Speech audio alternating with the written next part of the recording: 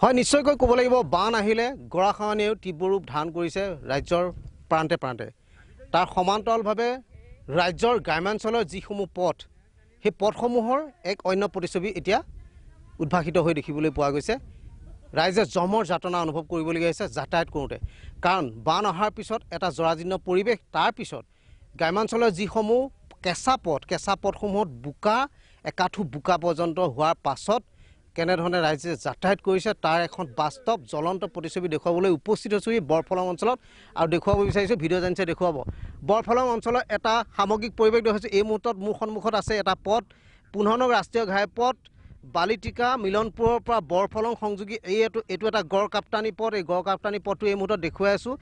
যেন পথাৰত বোকা ৰুব পৰা ভুই ৰুব পৰা এটা পথ এই পথৰ দুৰৱস্থা চাওক ইয়াত এচপৰা শিল নপৰাৰ পৰিপ্ৰেক্ষিতত উন্নয়ন কেনেধৰণৰ হৈছে পৰিৱৰ্তনশীল চৰকাৰৰ দিনত তাৰ উন্নয়নৰ প্ৰতিচ্ছবিখন এই মুহূৰ্তত দেখিছে একাংশ লোক আহি আছিলে অলপ ওচৰলৈ আহিব আপোনাৰ আহি আছিলে কিন্তু আমি কথা পাতিম যিহেতু আমি প্ৰাগ নিউজ আহিছোঁ আৰু ৰাইজ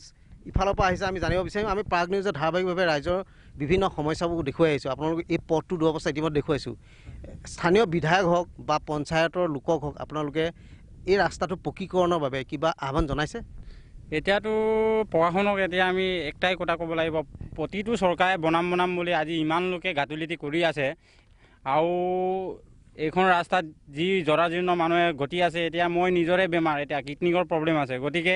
এইখন 108 ফোন কৰিলেও এতিয়া নাহে কিবা গাড়ীবিলাক বোলে চেচিছত লাগে তেনেকৈ বোকাত পিছলকা এইটো কাৰণে আহিব নোৱাৰে এইটো কাৰণে গোটেই ৰাইজেও আহ্বান কৰি আছে যে এইখন ৰাস্তাটো মানে পকা হ'ব লাগে অতি শীঘ্ৰে গতিকে এতিয়া আমাৰ যাতায়াতৰ বহুত অসুবিধা হৈ যায় আৰু যিটো জনৰ যাতন ভুগিবলগীয়া হৈছে এতিয়া ৰাইজে বহুত কষ্ট পাই আছে আৰু এতিয়া বহুত মানে পানীবিলাকে আহি এতিয়া ৰাইজে খেতি কৰিবই পৰা নাই গতিকে বহুত মানুহৰ কঠীয়াবিলাক লোকচান হৈ গৈছে এতিয়া সব আজিৰা কৰা মানুহ আমাৰ ইয়াত আছে নিশ্চয় আৰু এগৰাকী ব্যক্তি পাইছোঁ 108 বা ৰোগী কেনেধৰণৰ অনা নিয়া কৰিছে আজিলৈকেতো 108 আহি পোৱাই নাই বাৰিষালৈতো আহিবই নোৱাৰে আমি যেনে চাইকেলতে বা বাইকেৰে আৰু গাড়ী ঠেলিবলগীয়া হয় বহুত কষ্টৰ মাজত আজিলৈকে জনপ্ৰতিনিধিও অহা নাই ৰাস্তাখন চাবলৈ আৰু পঞ্চায়তৰ প্ৰতিনিধিও অহা নাই ইলেকশ্যনৰ সময়ত আহিছিল ইলেকশ্যনৰ সময়ত আহে কিন্তু ভোট বিচাৰি আহি কি কয় আহে ৰাস্তা প্ৰতিশ্ৰুতি দিয়ে অকল প্ৰতিশ্ৰুতি দিয়াৰ পিছত একো নহয় এতিয়া কিমান কিলোমিটাৰ মিলনপুৰ বালিটিকাৰ পৰা ইয়ালৈ কিমান প্ৰায় 3.5 কিলোমিটাৰমান হ'ব এই 3.5 কিলোমিটাৰ পথত ৰাইজে চাৰিচকীয়া বাহনটো চলাবই পৰা নাই এতিয়াতো বাৰিষা দিনটো চলাব নোৱাৰে খৰালি মাহত যেন তেনে কৰি আহে আৰু এতিয়া যিহেতু মানুহৰ বহুত জৰুৰী হয় ন ইফালে সিফালে যাবলৈ এইফালে যান বাহন থকা মানুহখিনি কি কৰিছে যান বাহনকেইটা ঘৰতে হৈ আছে আৰু এতিয়া আজি কিমান দিনৰ আজি প্ৰায় 2 মাহমান হৈ গ'ল নিশ্চয় আৰু এগৰাকী মহিলা পাইছোঁ সুধিব বিচাৰিম অলপ ওচৰলৈ আহিব আপুনি এই অঞ্চলৰ মহিলা এই ৰাস্তাত যাওঁতে কি ক'ব কি অনুভৱ হয় মই বিয়া হোৱা 15 বছৰেই হ'ল এতিয়ালৈকে এই ৰাস্তা মই অহাৰ পৰা যেনেকৈ আছে তেনেকৈ আছে মাটি একটোপালো পৰা নাই তাৰপিছত গাড়ী বৰফলং বুলি ক'লে আহিবলৈ একেবাৰে চিন্তাই কৰে বৰফলং বুলি ক'লে বৰফলঙত নাযাওঁ ৰাস্তা বেয়া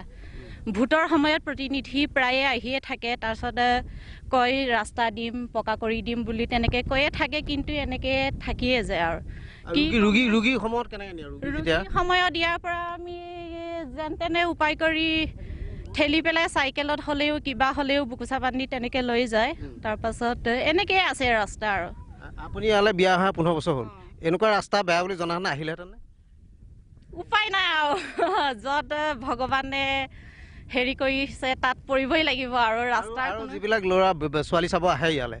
এইটো ৰাস্তা বেয়া বুলি নাহে নেকি আগতে প্ৰায়ে কয় বৰফলঙতে মেইন ৰোড ওচৰতে তাৰপাছত টাউনৰ পৰানো ইয়ালৈ বেছি দূৰ নহয় ইয়াতকৈ বেকৱাৰ্ড একেবাৰে ভিতৰুৱা অঞ্চলবিলাকত ৰাস্তা ভালেই আছে কিন্তু আমাৰ ইয়াত দেখিলে মানে ইমানেই লাজ পাবলগীয়া কথা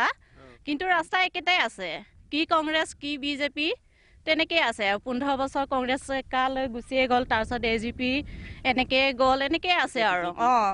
বিজেপি এতিয়া বিজেপিৰ দিনতে একে পৰিৱৰ্তন একোৱে আমি দেখি পোৱা নাই নিশ্চয় ধন্যবাদ বৰ ধুনীয়াকৈ কথাখিনি ক'লে গাঁৱৰ মহিলা কিন্তু সুন্দৰভাৱে তেখেতে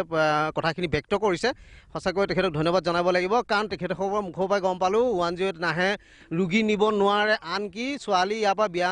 বিয়া কৰি নিবলৈ দৰাও অহা কথা ইয়াত দূৰতে বিদূৰ হয় দৰাও ভয় খায় এনেকুৱা বোকাময় ৰাস্তা বেয়া ৰাস্তা দি কেনেকৈ আহিব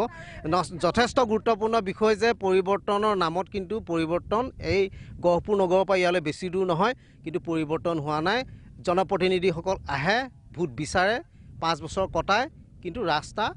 নামহে কোনো পৰিৱৰ্তন নহয়, একেধৰণেই ৰাজ্যৰ সমস্যা হৈয়ে কিন্তু ৰৈ যায়।